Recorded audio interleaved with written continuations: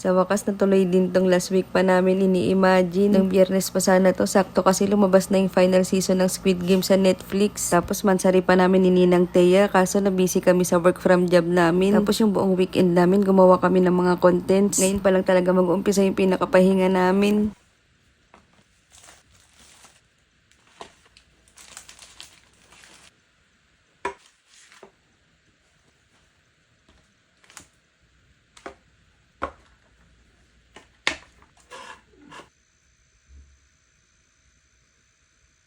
Madaling araw na nga kami nakauwi ng bahay kasi nag-drive-thru kami kung saan pa kami nakapunta. Lunes na nga pala, hindi namin namalayan, dumaan na pala yung weekend. Ilang oras na lang, work na naman, ano ba yan? Pwede naman to actually next weekend, kaso kung hindi namin to itutuloy ngayon, baka mabaliw na kami kakabasa ng mga post sa FB ng mga spoilers. Saka baka hindi kami makafocus sa work from job namin, kakaisip sa Squid Game. Bahala na dyan, basta tatapusin namin to, paalam!